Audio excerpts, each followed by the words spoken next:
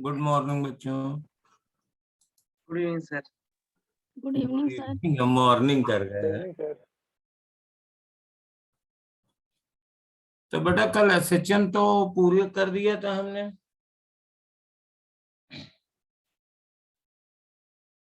Yes sir. तो अब शुरू करें इलेक्ट्रो। हाँ सर। तुम लोगों के पास काफी टाइम है, क्योंकि अगर शेड्यूल हो तो देखो इलेक्ट्रो कब से है कोर्स में।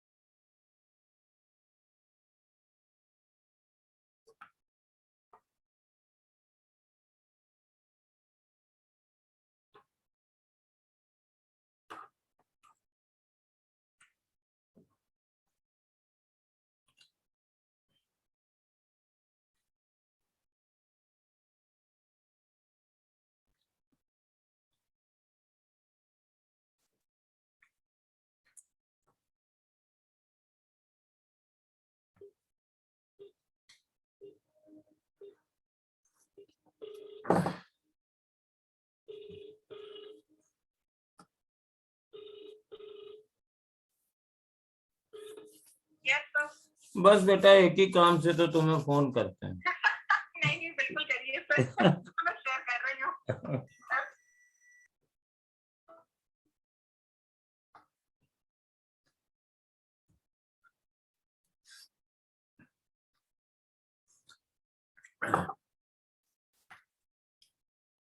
Good evening sir. हाँ गुड इवनिंग। तो तुम लोगों का इलेक्ट्रो का कब से देखा शेड्यूल? नहीं, इस समय अवेलेबल नहीं है। अभी 13 तारीख को तो ग्रेविटेशन और ऑसिलेशन आएगा, फिर उसके बाद 20 को मॉडल है, तब उसके बाद आपका ये शुरू होगा।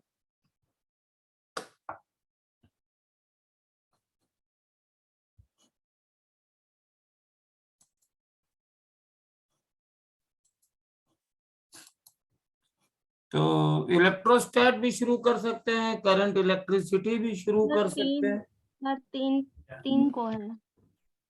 3 अप्रैल को है ना टेस्ट? जी सर। तो उसमें बेटा देखो जरा कितना है, कहाँ तक है। सर एक मिनट। हम जरा शेड्यूल बाहर से ले रहे हैं ना, तो मेरे पास आइसक्रीम खाऊंगी, कश्मीर जाऊंगी, शोलों में धड़के जिया। बेटा जरा कायदे से गाओ तो हम लोग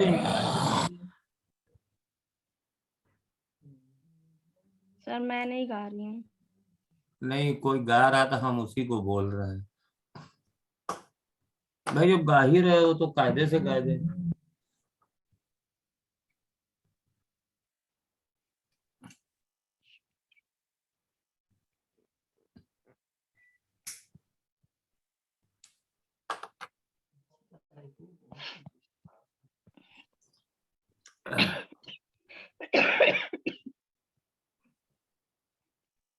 sir properties of bulk matter आ रहा है, इलेक्ट्रोस्टैट आ रहा है, electric field and potential and Gauss law आ रहा है। कैपेसिटर भी आ रहा है कि नहीं? सर उसके बाद वाले में आ रहा है 17 को। अच्छा ठीक है, तो ठीक है फिर हम लोग शुरू करते हैं इलेक्ट्रोस्टैट से। और 20 चैप्टर्स ये तो तुम लोगों को तैयार भी होंगे अच्छी तरीके से ना, ये 12th वाले हैं। एक मेरा एक्सपीरियंस है कि 12th वाले चैप्टर बच्चों को अच्छे तैयार होते हैं, 11th वालों में वो ज्यादा परेशान रहते हैं। Yes sir. पता नहीं क्यों, शायद ऐसा है कि बोर्ड में 12th वाला सिलेबस आता है तो उसको लोग कायदे से पढ़ते होंगे, फर्स्ट ईयर में थोड़ा रिलैक्स होकर के पढ़ते होंगे। तो अब हम लोग शुरू करने जा रहे हैं इलेक्ट्रिसिटी। और इलेक्ट्रिसिटी में जैसा कि बताया था कि पहले इलेक्ट्रोस्टैट है, इलेक्ट्रोस्टैट।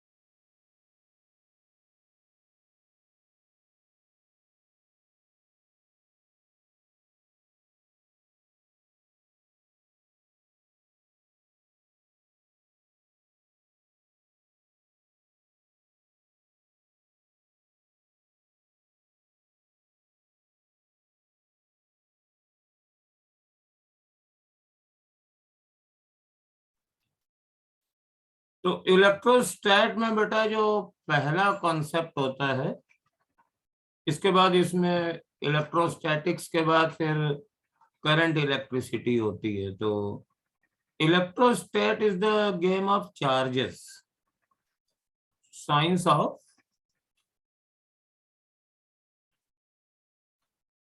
Static charges.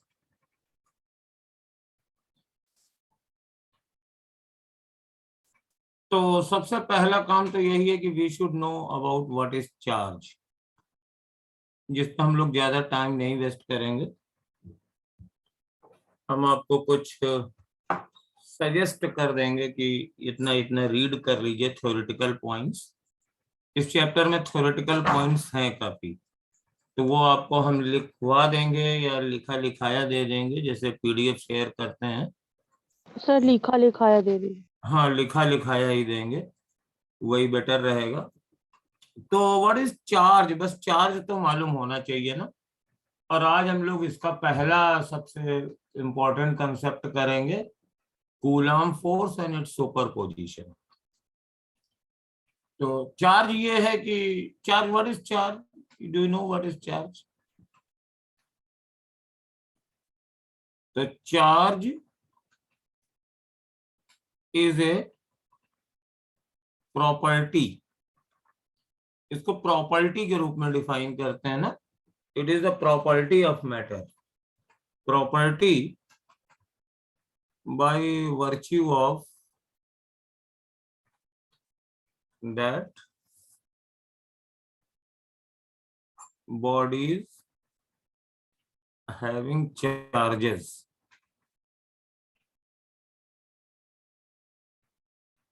interact।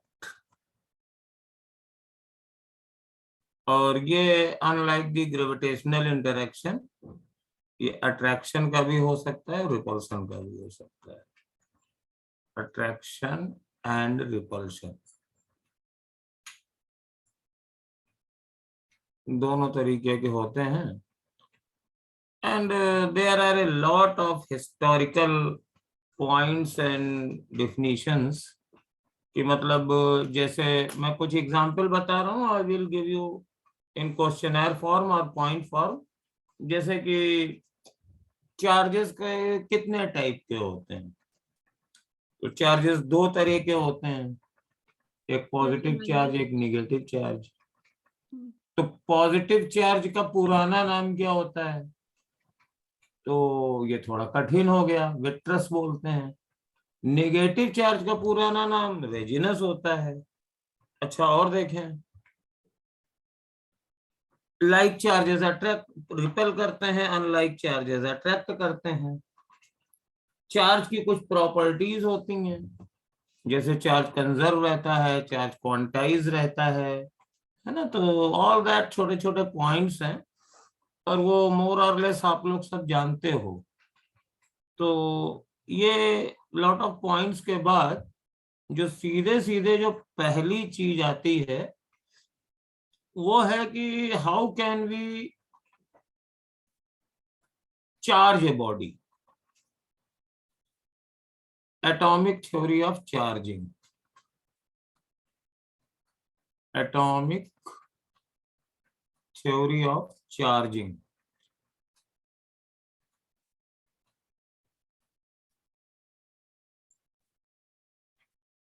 तो बहुत ही बढ़िया सी थ्योरी है, और ये माना जाता है कि दो तरीके के चार्जेस दुनिया में प्रेजेंट हैं, प्रोटॉन्स एंड इलेक्ट्रॉन्स।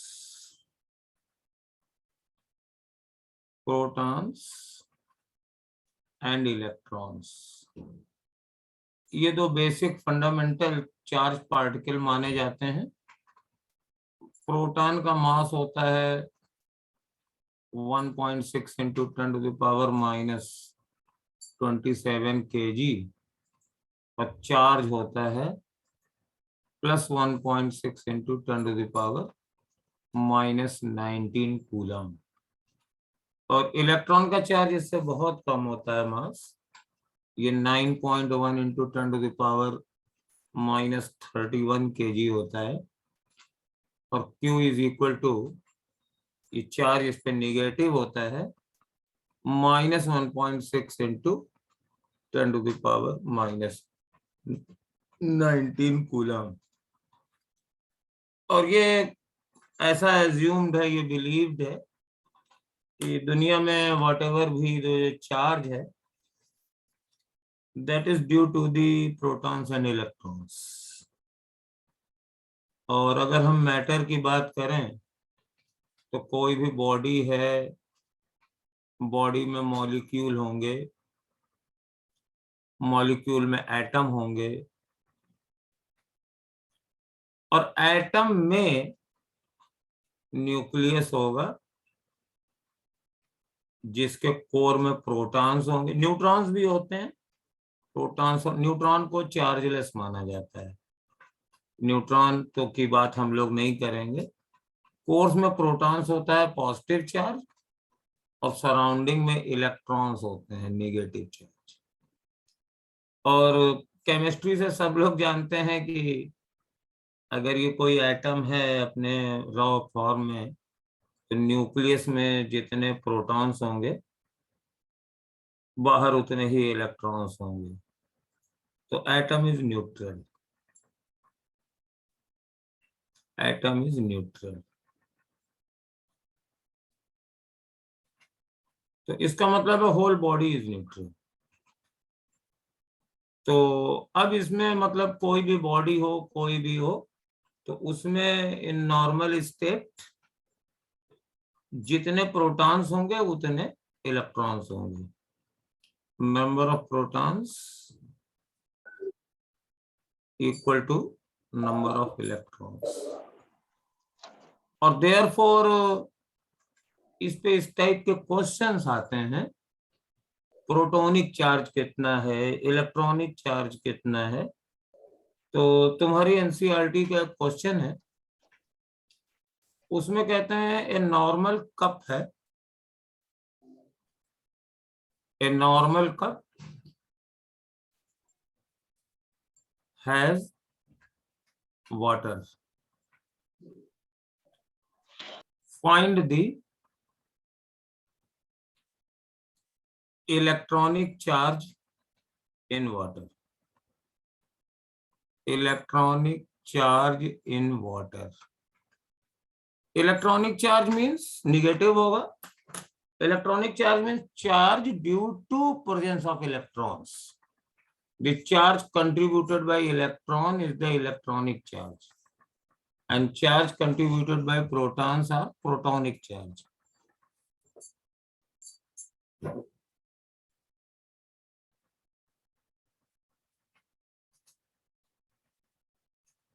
सर किसी दिन टाइम निकाल के पूरा रिवाइज करा दीजिए जितना अभी तक पढ़ाया है।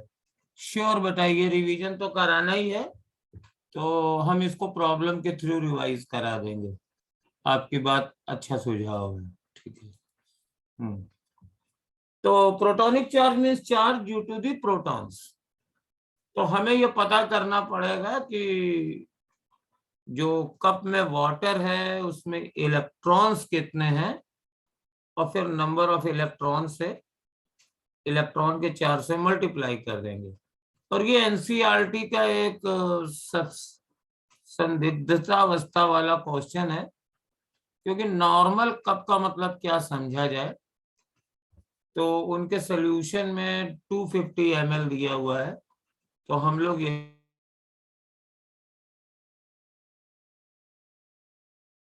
नॉर्मल कप साइज होता है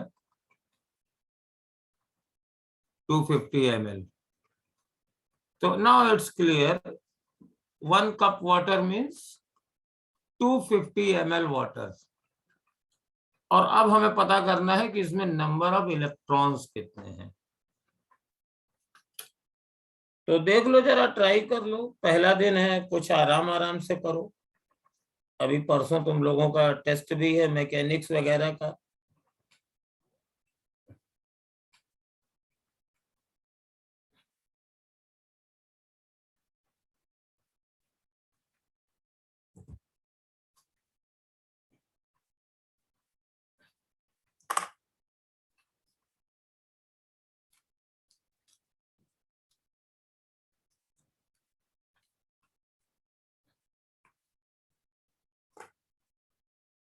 तो 250 ml वाटर है, और हमें इसमें नंबर ऑफ इलेक्ट्रॉन्स कैलकुलेट करने हैं। जब नंबर ऑफ इलेक्ट्रॉन्स निकल आएंगे तो electronic charge is equal to number of electrons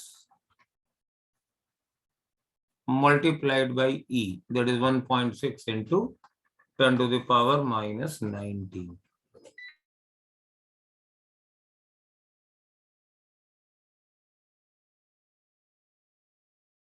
We need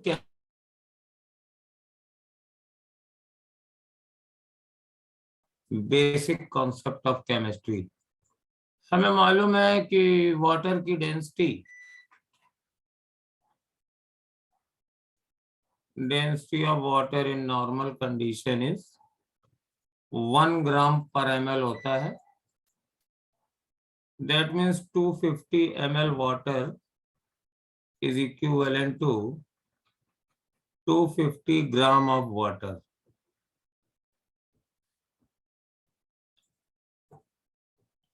So number of moles 8.33 into 10 power 25. हाँ 250। अभी हम पूछेंगे तुमसे इतने मोल्स हो गए, ये नंबर ऑफ मोल्स हो गए।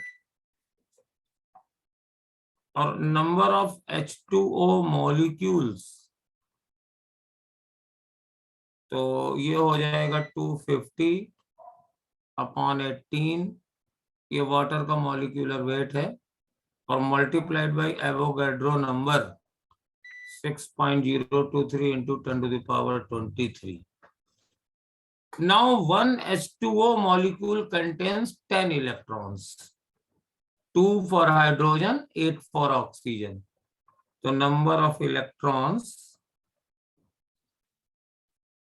is equal to 250 upon 18, 6.023 into 10 to the power 23, or multiplied by 10, because these are the number of molecules of H2O, और एक मॉलिक्यूल में 10 इलेक्ट्रॉन होते हैं, and this is a very huge number. Page हमें बदलना पड़ेगा। तो 10 इंटू 250/18 इंटू 6.023 इंटू 10⁻23। तो आप इसको ऐसा करो कि इसको 6 मान लो, तो ये 3 हो जाएगा। तो 25 इंटू 10⁻25/3, तो ऑलमोस्ट 8.33 इंटू 10⁻25 इलेक्ट्रॉन्स। और अब अगर हमें इलेक्ट्रॉनिक चार्ज निकालना है तो हमको मल्टीप्लाई करना पड़ेगा। तो इलेक्ट्रॉनिक चार्ज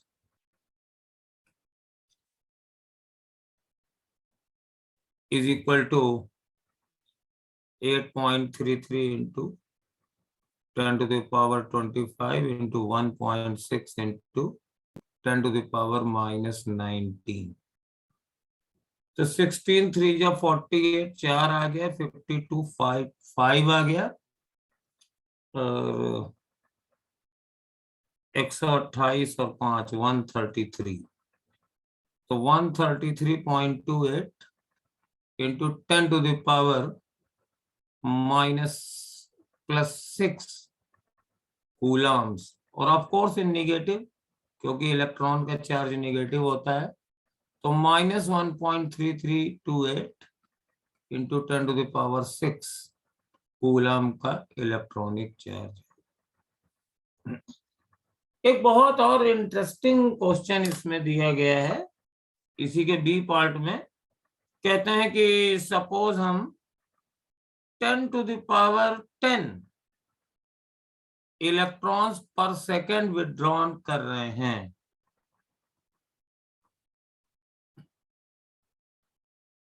कोई हमारे पास मशीन आ गई है, वो किसी भी बॉडी से इलेक्ट्रॉन निकाल सकती है, and you are removing 10⁻10 electrons per minute, per second, sorry per second. तो इस पूरे इलेक्ट्रॉनों को निकालने में कितना टाइम लगेगा? That is very easy. 8.33 into 10⁻25, and we are withdrawing about 10⁻10 electrons per second. So number of seconds is equal to 8 into 10⁻15, about 10⁻16 seconds, अगर हम ऑर्डर ऑफ मैग्नीट्यूड में बात करें। और ये बहुत बड़ा नंबर है, ये बहुत बड़ा नंबर है, क्योंकि एक, अगर हम कैलकुलेट करें कि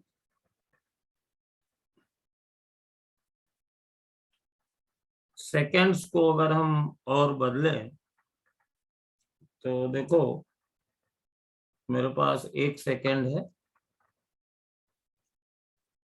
और अगर मुझे निकालना हो कि 1 मिनट में कितने सेकेंड होते हैं, तो 60, और 1 घंटे में, 1 आवर में कितने सेकेंड होते हैं, 60 इंटू 60। फिर 1 दिन में कितने सेकेंड होते हैं, तो 24, और मल्टीप्लाई किया, ये 86,400 है। और 1 दिन में, 1 ईयर में 365 डेज होते हैं। तो इसको मल्टीप्लाई और करते हैं 365 से, और ये नंबर आ रहा है मेरे पास 315360000। So this is approx 3.1, 3 into 1 2 3 4 5 6 7, तो 3 into 10⁻7 सेकेंड्स होते हैं 1 ईयर में, और ये 10⁻16 सेकेंड्स हैं। तो इलेक्ट्रॉन सारे निकालने के लिए हमें बहुत ज्यादा समय चाहिए। 10⁻16 को 3 से अगर हम डिवाइड कर देंगे, ये इसको अगर ईयर्स में बदलना है तो 16 में से 7 गया 9, 10⁸ ईयर्स लगेंगे। तो यानी आप पूरी जिंदगी में उतने इलेक्ट्रॉन्स नहीं निकाल पाओगे। ये ऐसे ही एक नंबर में दिया था, एनसीईआरटी में क्वेश्चन दिया है। और मेन इंपॉर्टेंट थिंग ये है कि हर बॉडीज में अपनी नॉर्मल स्टेट में सेम नंबर ऑफ प्रोटॉन्स और इलेक्ट्रॉन्स होते हैं, और अगर तुम्हें चार्ज देना है तो ये तुम्हें बैलेंसिंग बिगाड़नी पड़ेगी। तो अगर बॉडी को नेगेटिव चार्ज देना है, to give negative charge to the body, तो यू जस्ट ऐड इलेक्ट्रॉन्स। आप इलेक्ट्रॉन्स उसमें कहीं से ऐड कर दो। तो ये अगर बॉडी है और इसमें से अगर आप कहीं से n इलेक्ट्रॉन ऐड कर दो तो इस पे चार्ज आ जाएगा +Ne, सॉरी चार्ज आ जाएगा -Ne, क्योंकि इलेक्ट्रॉन का चार्ज निगेटिव होता है। क्योंकि जो चार्ज इस बॉडी में था वो तो 0 था, जितने प्रोटॉन्स थे उतने इलेक्ट्रॉन्स थे। तो जो तुम एडिशनल इलेक्ट्रॉन दोगे वो चार्ज बैलेंस नहीं हो पाएगा, क्योंकि उसको बैलेंस करने के लिए प्रोटॉन्स नहीं है, तो उस पे चार्ज -Ne आ जाएगा। और टू गिव पॉजिटिव चार्ज,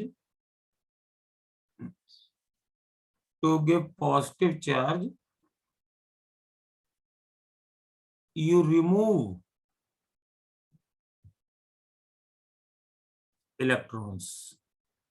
और बिल्कुल सेम थ्योरी, ये बॉडी है और इसमें से अगर मैंने n इलेक्ट्रॉन निकाल लिए तो अब उसमें n इलेक्ट्रॉन डेफिसिट हो गए, तो प्रोटॉन्स एक्सेस में हो जाएंगे, तो इसके पास +Ne चार्ज हो जाएगा।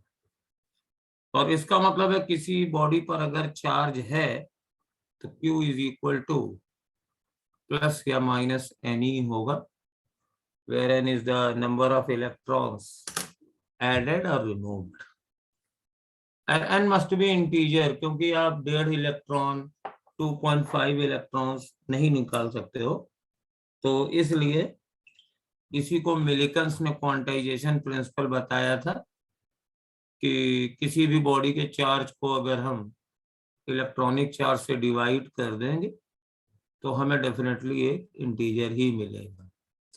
और यहीं से स्मॉलेस्ट पॉसिबल चार्ज आया, smallest positive charge, that is E, either +E or -E, only one deficit or one excess of electron। एक और भी कहानी होती है इसमें कि भाई दोनों ही चीजें हैं, प्रोटॉन्स भी हैं इलेक्ट्रॉन्स भी हैं। इसका उल्टा भी हम कर सकते हैं। अगर हमें पॉजिटिव चार्ज देना है तो हम प्रोटॉन्स ऐड कर सकते हैं, अगर निगेटिव चार्ज देना है तो हम प्रोटॉन्स रिमूव कर सकते हैं, just opposite to that of electron। But in most of the concepts, in most of the events, electrons are transferred, protons transfer नहीं होते हैं, क्योंकि हम लोगों को मालूम है कि प्रोटॉन्स न्यूक्लियस के अंदर होते हैं। तो प्रोटॉनों को ट्रांसफर करने के लिए हमें बहुत ज्यादा एफर्ट करना पड़ता है।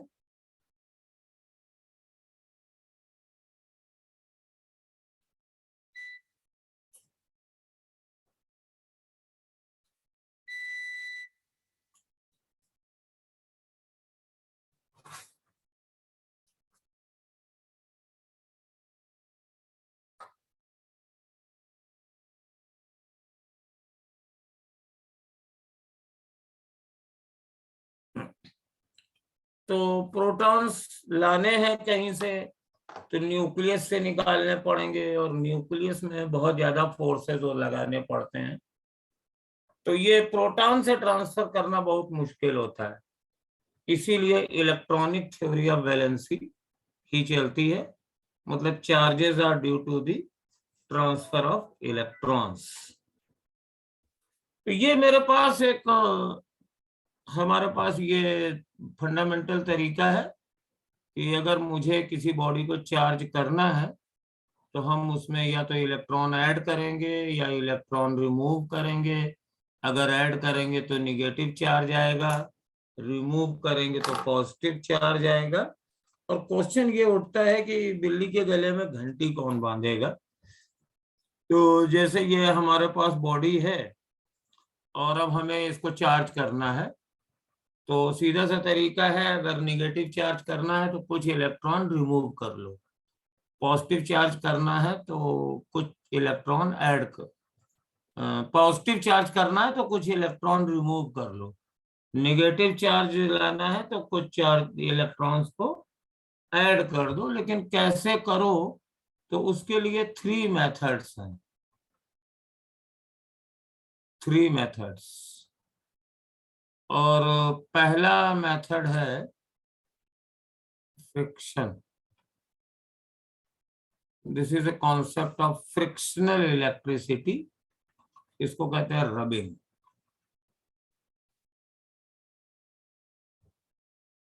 सबके लिए वैलिड है।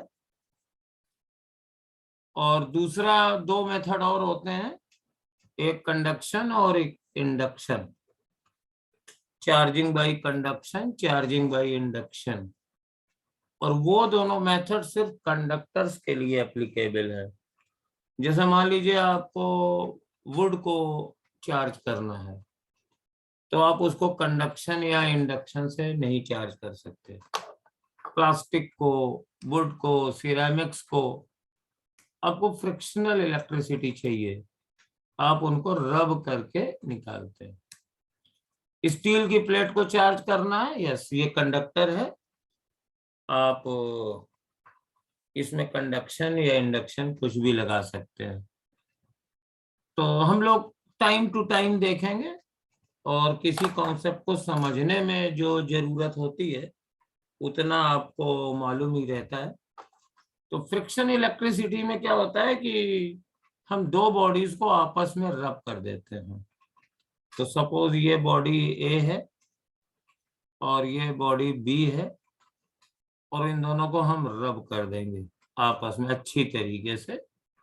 तो रब करने से क्या होगा, रब्ड। और रब करने से क्या होगा कि we will do some work,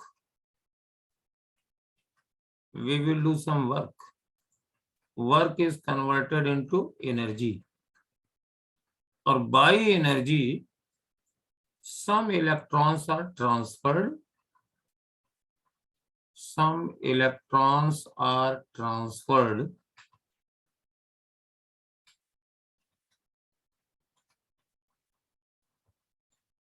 from one body to another। एक बॉडी से दूसरी बॉडी में कुछ इलेक्ट्रॉन ट्रांसफर हो जाएंगे। से जैसे ए से बी में इलेक्ट्रॉन ट्रांसफर हो गए, एन इलेक्ट्रॉन्स का ट्रांसफर हो गया। तो ए पर चार्ज प्लस एन ही आ जाएगा और बी पर चार्ज माइनस एन आ जाएगा।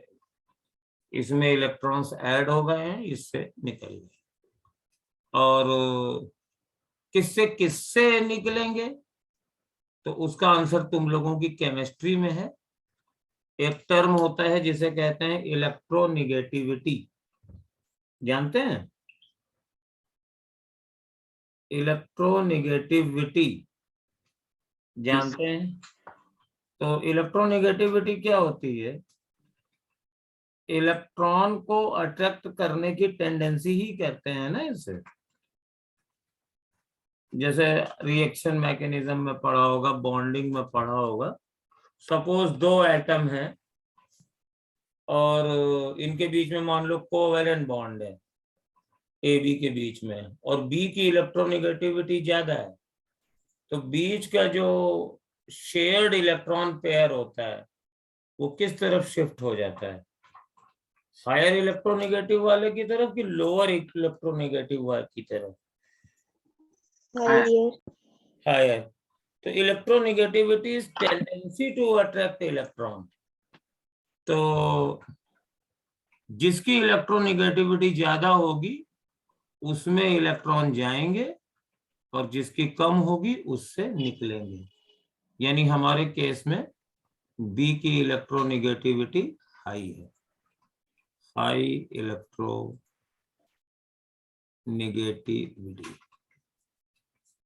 और इसकी इलेक्ट्रोनेगेटिविटी लो है, लो इलेक्ट्रोनेगेटिविटी। ये हाई लो इलेक्ट्रोनेगेटिविटी वाले की तरफ से हाई की तरफ इलेक्ट्रॉन चले जाते हैं। This is all about friction, charging by friction. तो ये एक डुअल फिनोमेना है। डुअल फिनोमेनन क्यों है? क्योंकि इसमें हमें दो बॉडीज चाहिए, तभी तो ट्रांसफर होगा एक से दूसरे में। और दूसरी बात क्या है कि इसमें इलेक्ट्रॉन्स पेयर में प्रोड्यूस होते हैं। एक पे जितना पॉजिटिव चार्ज आएगा दूसरे पे उतना ही नेगेटिव चार्ज आएगा। और तीसरा इसकी खास बात क्या है कि we can use any bodies, हर तरह की बॉडी को इससे चार्ज किया जा सकता है। और इसके बाद जो दूसरा मेथड होता है कंडक्शन, तो उसको भी देख लीजिए। कंडक्शन ये सेकंड मेथड है। These methods are based on how can we transfer electrons from one body to another. तो तीन मेथड है कंडक्शन, और इसमें सबसे चीज क्या है कि कंडक्टिंग बॉडीज के लिए ये ट्रू है।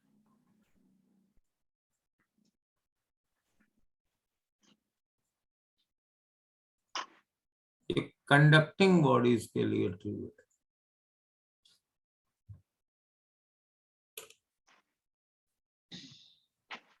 जिसको चार्ज करना है वो कंडक्टर होना चाहिए। तो सबके लिए ये नहीं ट्रू है। तो इसमें क्या करते हैं कि, और दूसरी चीज है कि हमें पहले से चार्ज चाहिए। तो सपोज ये कंडक्टर है और इस पे कुछ चार्ज भी है। सपोज इस पे चार्ज है Q0, और ये दूसरा एक अनचार्ज कंडक्टर है, हमें इसको चार्ज करना है। तो ये पहले से चार्ज कंडक्टर को हम कांटेक्ट में ला देते हैं चार्ज कंडक्टर से। तो ये मान लो ए कंडक्टर है, बॉडी है, कंडक्टिंग बॉडी है, तो उसे हम कंडक्टर कह दे रहे हैं। और चार्ज करने के लिए ये एक बॉडी है ए और ये दूसरी बॉडी है बी, इसको हमने कांटेक्ट में ले आए। तो ये चार्ज दोनों में डिस्ट्रीब्यूट हो जाएगा। तो when A uncharged conductor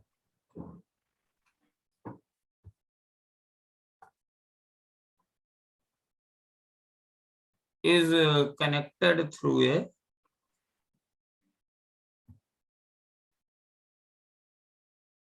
charged conductor. So charge is distributed.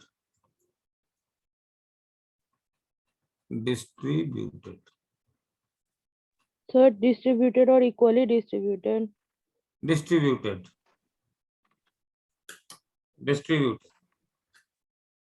तो सपोज कर लो ये बिफोर चार्जिंग था,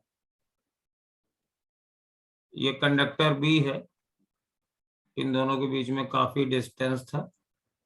तो इस पे चार्ज Q0 था, इस पर 0 था, और कांटेक्ट में लाए और फिर इनको दूर कर दिया। ये ए है, ये बी है। So this was the phenomena before charging, and this is the after charging. तो सपोज इस पे Q1 Q2 है, तो पहली चीज तो Q1 प्लस Q2 बराबर QI, ये तो हमेशा ही वैलिड है, because this is the conservation of charge, conservation of charge.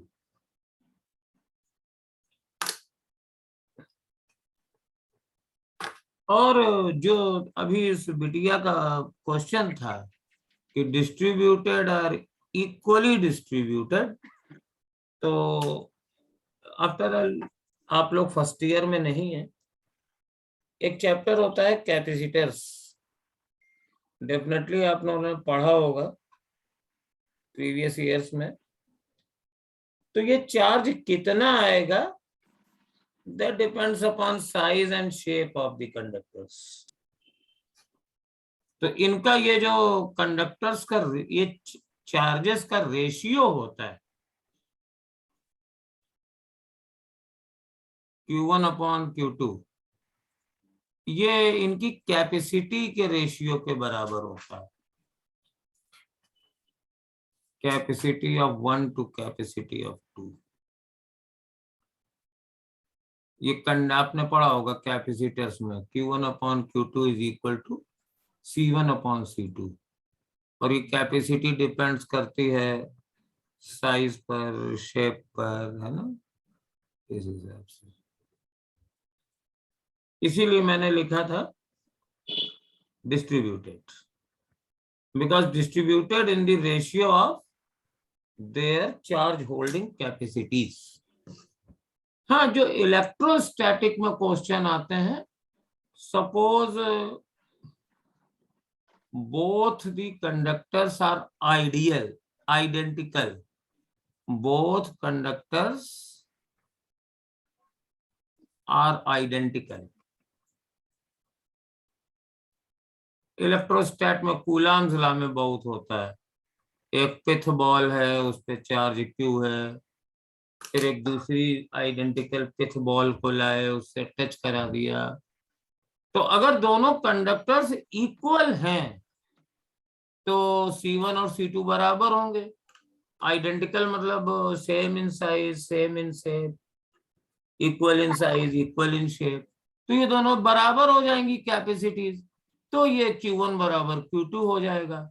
Then Q1 बराबर Q2 is equal to QI/2, otherwise not.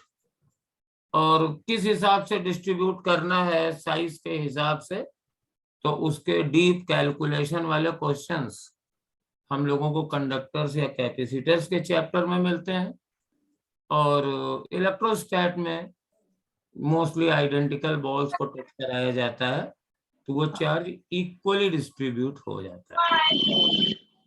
तो दैट इज द कंडक्शन। इस मेथड को बोलते हैं conduction. And there is a third method also. Third कौन सा होता है जानते हो? इंडक्शन। इंडक्शन। अच्छा, इस मेथड की एक ड्रॉबैक भी है कि इसके पास चार्ज था, हमें पहले से चार्ज चाहिए, we can't initiate the charge. Friction में चलता है, दोनों के पास कोई चार्ज नहीं था, रब कर दो तो दोनों के पास चार्ज हो जाएंगे, एक के पास जितना पॉजिटिव होगा दूसरे के पास उतना ही नेगेटिव होगा। लेकिन इन केस ऑफ कंडक्शन आपको पहले से चार्ज चाहिए। और सिमिलरली, और दूसरा ड्रॉबैक इसका क्या है कि ये दोनों चार्जेस सेम टाइप के होंगे, क्योंकि यही चार्ज का थोड़ा सा हिस्सा इसके पास चला जाता है और इसके पास चार्ज कम हो जाता है। तो इससे निजात पाने के लिए हम लोग इंडक्शन पे आते हैं। तो इंडक्शन में भी ये भी फॉर कंडक्टिंग बॉडीज ही है, फॉर कंडक्टिंग बॉडीज।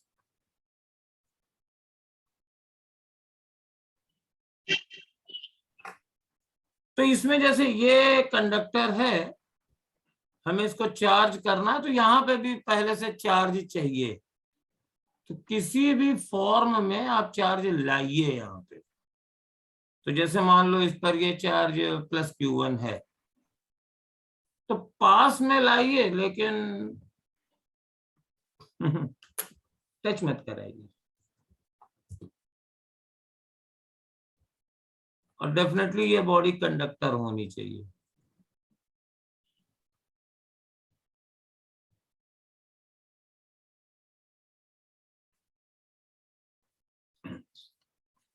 तो अगर ये कंडक्टर है तो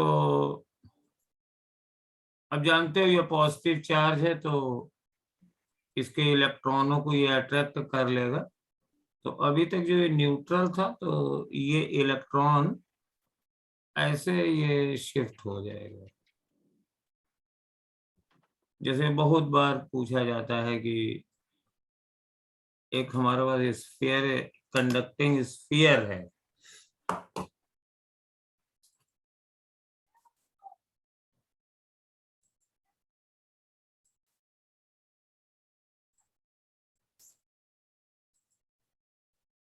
ये कंडक्टिंग स्फीयर है।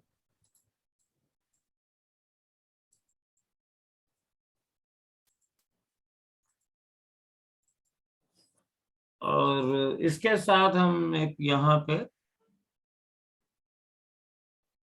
कुछ डिस्टेंस पर यहाँ से एक चार्ज रख देते हैं +Q। ये अनचार्ज था, तो तुरंत क्या होता है ना, इधर नेगेटिव चार्ज आ जाता है और इधर पॉजिटिव चार्ज आ जाता है। ये पोलराइजेशन कर देता है, क्योंकि पॉजिटिव चार्ज इस कंडक्टर के इलेक्ट्रॉनों को अपनी तरफ अट्रैक्ट करता है।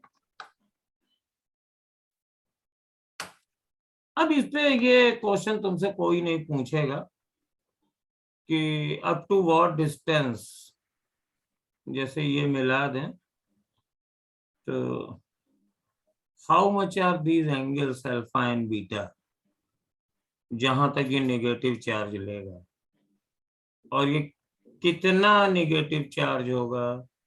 तो अगर ये परफेक्ट कंडक्टर है तो जितना भी होगा इधर होगा, इधर होगा, तो ये -Q होगा, ये +Q होगा। तो ये, लेकिन इसकी charge density, surface charge density same नहीं होगी। तो इसलिए ये कठिन क्वेश्चन बन जाते हैं, फिर लाप्लासियस इक्वेशन से सॉल्व किए जाते हैं, ग्रेजुएशन लेवल का है। तो मोटे तौर पे हमको यही समझना है कि अगर आप यहाँ पे चार्ज लाए हैं इस बॉडी के पास में, तो इधर नेगेटिव हो जाएगा, इधर पॉजिटिव हो जाएगा, और इसको बनाए रखे हुए ही आप इस बॉडी को अर्थ कर दीजिए। ये पोलराइजेशन है, और जैसे ही आप अर्थ करेंगे ना, ये पॉजिटिव चार्ज विल डिसअपीयर हो जाएगा, नेगेटिव नहीं डिसअपीयर होगा, क्योंकि नेगेटिव बाउंड हो गया, माया मोह में फंस गया है, वो इस पॉजिटिव चार्ज के चक्कर में पड़ गया है, अट्रैक्ट हो रहा है, तो वो नहीं जाएगा, लेकिन पॉजिटिव चला जाएगा ये। तो अब इसके बाद आप ये इसको हटा दीजिए और अर्थिंग भी हटा दीजिए। तो फिर क्या होगा, यहाँ पे ये वाला नेगेटिव चार्ज ये पूरे में डिस्ट्रीब्यूट हो जाएगा। तो ये चार्ज जो होगा वो माइनस में रहेगा। तो इंडक्शन की खास बात, पहले से चार्ज चाहिए, टच नहीं कराना है चार्ज को, और अर्थ कर देना है, और फिर दोनों को अर्थिंग भी हटा देनी है, ये भी हटा देना है। तो यहाँ पर जो ओरिजिनल चार्ज था ये सेफ रहा, जितना चार्ज पहले था आया था फिर हट गया। तो इसके पास चार्ज कमी नहीं हुई, लेकिन ये वाली बॉडी चार्ज हो गई। लेकिन दो बातें, चार्ज दिया किसने, इनका तो चार्ज कहीं गया नहीं, ये चार्ज दरअसल हमने अर्थ से दिलवा दिया है, ये चार्ज हमने अर्थ से दिलवा दिया है बॉडी को। और दूसरी बात यह है कि जो चार्ज आया है वो अपोजिट नेचर का है, यानी अगर हमें इंडक्शन से नेगेटिव चार्ज चाहिए तो पास में पॉजिटिव चार्ज लाना होगा, और अगर पॉजिटिव चार्ज चाहिए तो पहले वाला चार्ज नेगेटिव होना चाहिए। तो ये तीन मेथड्स हैं, फ्रिक्शन, कंडक्शन और इंडक्शन। और इसके बाद अब मैं आपसे थोड़ी सी रिक्वेस्ट करूंगा, लेकिन अब क्या बताएं, परसों आपका टेस्ट है, तो आपको ऑसिलेशन और ग्रेविटेशन भी करना है। तो इलेक्ट्रो तो कम पढ़ेंगे कल जहां तक है, और परसों भी कम पढ़ेंगे क्योंकि 2 से है।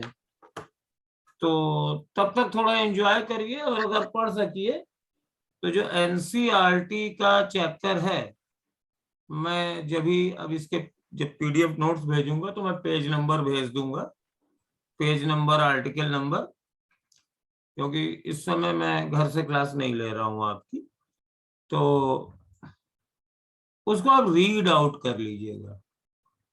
A lot of theoretical questions and lot of theoretical things are there, और उस थ्योरी को हम लोग क्वेश्चंस के बेसिस पे कर लेंगे, तैयार पूरी करनी है, लेकिन ये नहीं कि फिर एक एक लाइन पढ़ना शुरू करें, क्योंकि उससे फिर बोरियत भी हो जाएगी, क्योंकि 80% चीजें तो आप लोग जानते ही हो।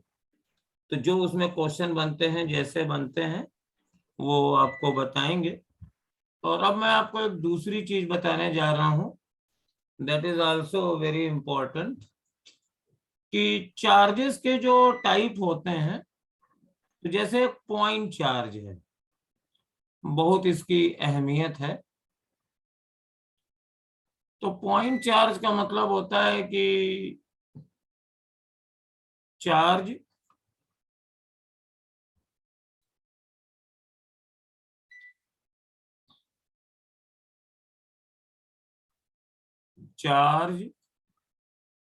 On a very small region,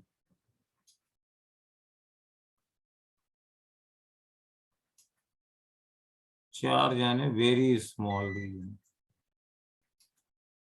तो volume is almost zero. The space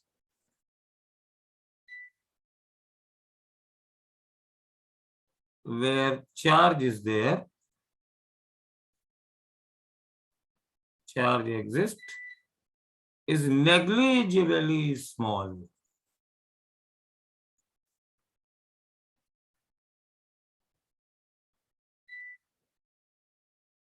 negligibly small है, बहुत छोटा है। और देयरफॉर अगर इसकी हम चार्ज डेंसिटी निकालें, चार्ज डेंसिटी, इसको वॉल्यूम चार्ज डेंसिटी कहते हैं, तो charge upon volume that goes to infinity. Very high charge density is there at the place where point charge exists.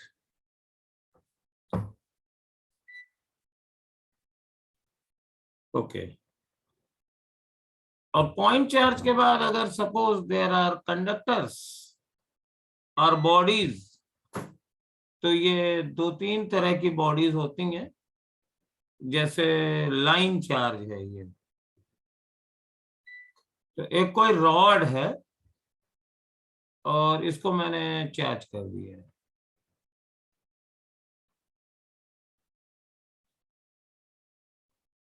we have put some charges here. So charge is distributed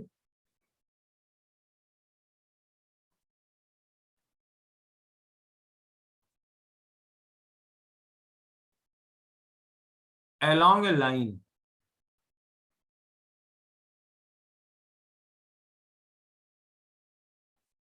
तो इसको बोलते हैं linear charge distribution.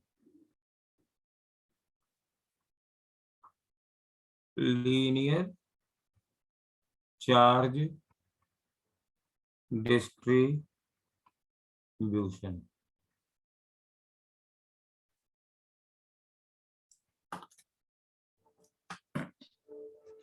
अब यहाँ पे एक linear charge density भी होती है, लीनियर चार्ज डेंसिटी। तो ये इंटायर जितना चार्ज है सपोज क्यू, और ये जितनी लेंथ है इसको एल से डिवाइड कर दो, इसको बोलते हैं lambda is equal to Q by L. और ये एवरेज है। अगर ये चार्ज डिस्ट्रीब्यूशन यूनिफॉर्म है तो यूनिफॉर्म डिस्ट्रीब्यूशन और नॉन यूनिफॉर्म डिस्ट्रीब्यूशन समझ लीजिए। अगर जैसे चार्ज हम ये रखें, यहाँ पे थोड़ा ज्यादा चार्ज रख दें और ये सब पे पॉजिटिव चार्ज ही रखा है, ये है जैसे, और टोटल चार्ज को लेंथ से डिवाइड कर दें तो ये एवरेज निकलेगा, क्योंकि टोटल चार्ज को टोटल लेंथ से डिवाइड करोगे तो कुछ नंबर आएगा, और सपोज आप यहाँ वाले चार्ज को यहाँ की लेंथ से डिवाइड करो तो कुछ और मिलेगा। अगर ये यूनिफॉर्म चार्ज है तो आप किसी भी लेंथ के चार्ज को, अगर आप ये इस लेंथ में कुछ चार्ज है, सपोज डेल्टा क्यू है और इसकी लेंथ डेल्टा एल है, तो delta Q and delta L can be taken anywhere in the rod, छोटी लेंथ बड़ी लेंथ, कोई भी पोर्शन चूज करिए और उस पर प्रेजेंस चार्ज को उसकी लेंथ से डिवाइड कर दीजिए और वो सेम आए हर जगह के लिए, तो वो यूनिफॉर्म चार्ज डिस्ट्रीब्यूशन आता है, that lambda is equal to Q by L. तब अगर हम पूरी चार्ज को पूरी लेंथ से डिवाइड कर देंगे तब भी वही नंबर आएगा। तो ये एवरेज और उसका फर्क है, and same thing can be done any type of distribution. और सपोज मान लीजिए जैसे ज्यादातर कंडक्टर होता है, सपोज ये कंडक्टर है और कंडक्टर को अगर हम चार्ज दे देते हैं तो हमें मालूम है कि इसकी सरफेस पे रहना है, अंदर नहीं जाएगा charge.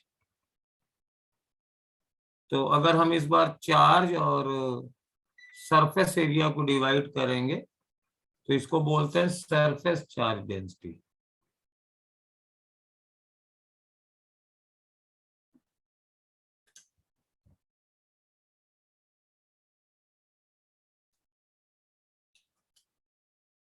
This is called surface charge density.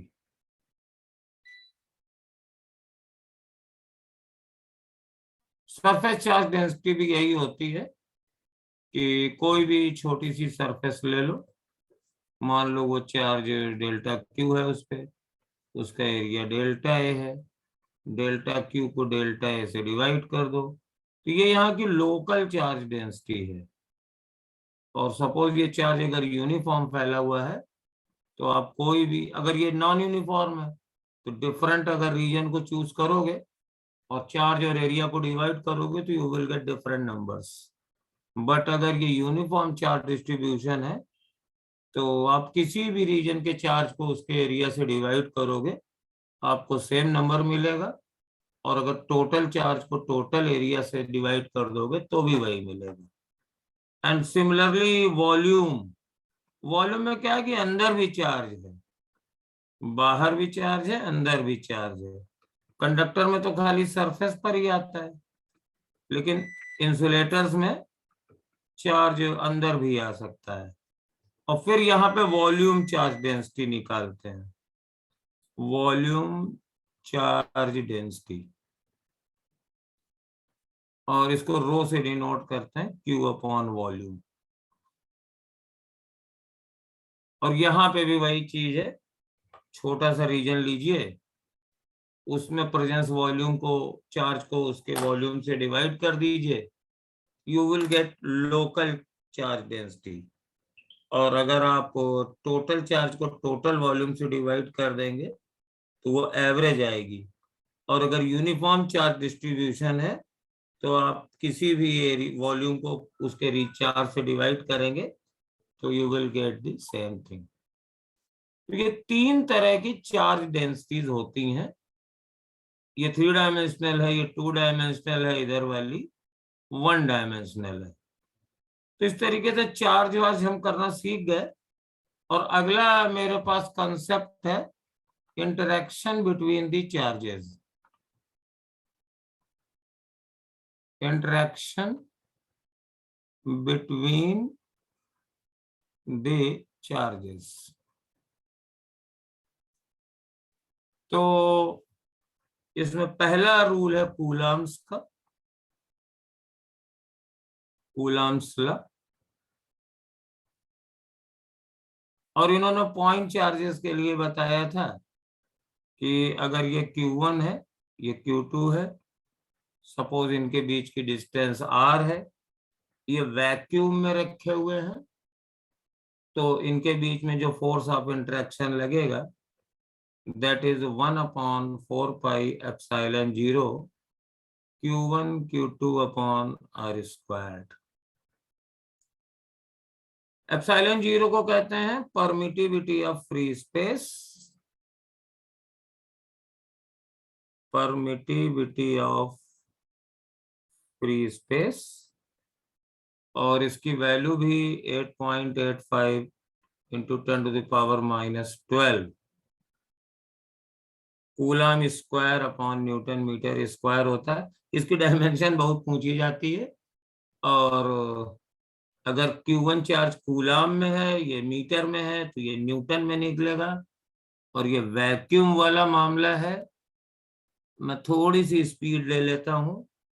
और अगर ये दोनों चार्जेस सेम टाइप के हैं तो रिपल्सन लगेगा लाइक दिस। और अगर ये दोनों अपोजिट हैं, एक पॉजिटिव एक नेगेटिव है, तो टूवर्ड्स ईच अदर लगेगा, एरोस पलट जाएंगे। और हमेशा ये along the line joining the charges लगता है, लाइन ज्वाइनिंग दी चार्जेस। दूसरा इसमें इंपॉर्टेंट वेरिएशन ये है कि सपोज ये Q1 Q2 है, इनके बीच की डिस्टेंस R है, और अगर हम इनके बीच में इंटरवेनिंग स्पेस को किसी दूसरे मीडियम से रिप्लेस कर दें, लाइक वाटर और सम अदर गैस और ग्रेफाइट, तो ये फोर्स कम हो जाता है। F is equal to 1/4 pi epsilon naught K Q1 Q2 upon R square. और K को कहते हैं इस मीडियम का डाई इलेक्ट्रिक कांस्टेंट या रिलेटिव परमिटिविटी, रिलेटिव परमिटिविटी।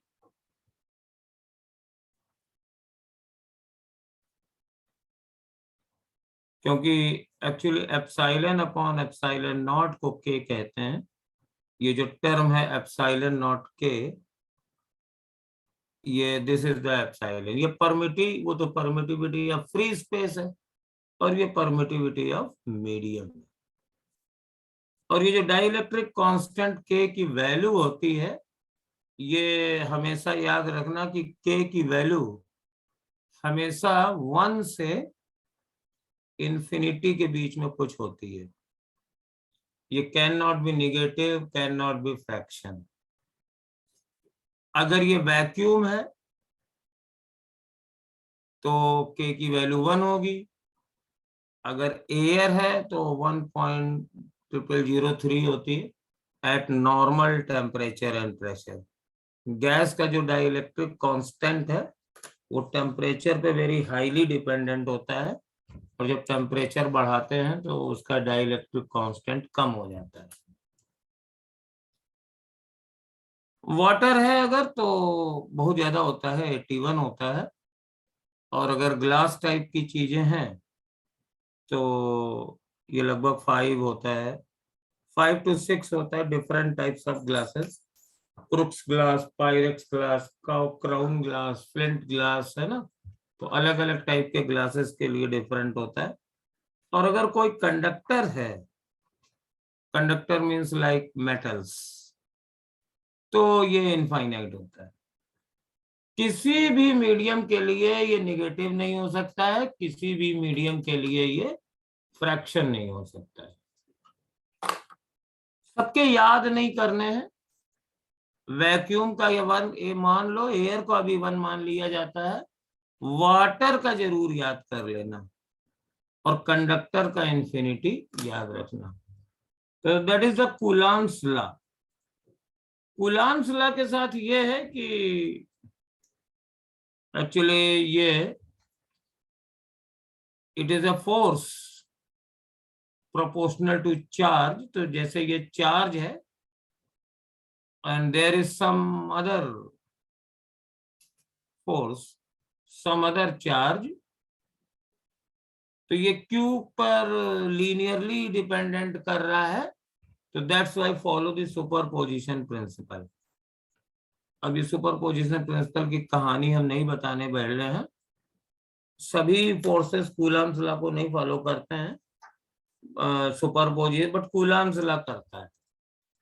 यानी कि अगर जैसे मान लीजिए एक चार्ज Q1 है, एक चार्ज Q2 है और एक चार्ज Q3 है, तो Q1 और Q3 के बीच में भी कूलम्ब्स लॉ लगेगा। And due to Coulomb force between Q2 and Q3, suppose इस पर एक फोर्स लगा F13 लाइक दिस, और ये दूसरा चार्ज Q2 है, ये भी इस पे फोर्स लगाएगा। सपोज ये लगाया जाएगा F23, F21 या F(1) 2, ऐसे कर दो, ठीक। Force on 1 due to 2। तो यहां दो चीजें मानी जाती हैं। Q2 को हटा दो, suppose only Q1 Q3 are there, Q2 को हटा दो तो only F13 will be there. ये उतना ही रहेगा, इसी डायरेक्शन में रहेगा, दोनों को मिलाने वाली लाइन के अलोंग, और value Q1 Q3 upon R square के प्रोपोर्शनल जो होगी। And if you remove out Q3 तो खाली F12 रहेगा और उतना ही रहेगा। मतलब एक चार्ज का दूसरे चार्ज पर फोर्स और चार्जेस की प्रेजेंस पे डिपेंड नहीं करता है। इसको कहते हैं physically independentness of the Coulomb forces. आप एक चार्ज लीजिए, सपोज ये Q है, एक चार्ज Q1 की वजह से इस पर कुछ फोर्स लग रहा था, सपोज ये 10 न्यूटन का लग रहा था, इस डायरेक्शन में लग रहा था। अब एक चार्ज और रख दीजिए तो ये भी इस पर फोर्स लगाएगा, लेकिन ये फोर्स और तो लगा देगा, लेकिन इसके आने के बाद इसका फोर्स किसी भी तरीके से डायरेक्शन में या मैग्नीट्यूड में कम नहीं होगा। यानी ये अब भी उतना लगेगा जितना इसकी एब्सेंट में लग रहा था। दूसरी बात यह है कि अब इस पर तो लेकिन दो फोर्स हो गए हैं, तो Q1 पर जो रिजल्टेंट फोर्स होगा वो इन दोनों का वेक्टर रिजल्टेंट होगा। तो net electrostatic force on 1 will be vector sum of force applied by particle number 3 and force applied by particle number 2, और वेक्टरली जोड़ेंगे। That's the today's story। आज मैंने बहुत ज्यादा लोड तुम लोगों को नहीं दिया है, लेकिन बहुत ज्यादा फंडामेंटल पढ़ा दिया है। अभी जब शाम को हम घर पहुंच के आपको पेज नंबर भेजेंगे तो उसमें मेंशन कर देंगे कि कितनी थ्योरी आपको रीड कर लेनी है। एक चीज बड़ी स्पष्ट बता दें कि एनसीईआरटी से नीट में थ्योरी आती है, और डेफिनेटली आती है, कम से कम 10 क्वेश्चन आते हैं, लेकिन ये थ्योरी मोस्टली सिंपली रहती है हीट में, वेव में, एप्लाइड में, इलेक्ट्रो में, मॉडर्न में सबसे ज्यादा, लाइट में।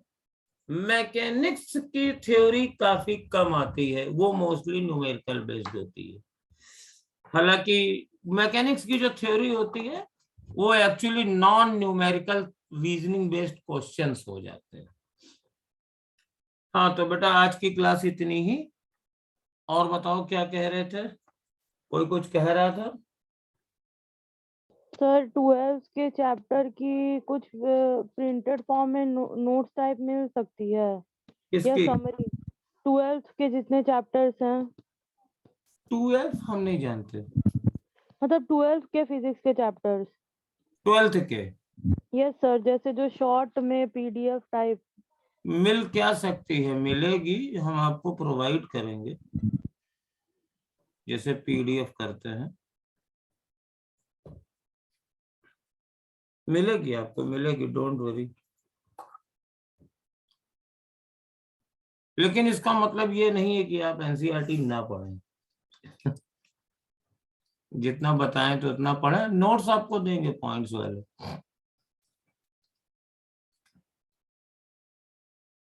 और बताओ।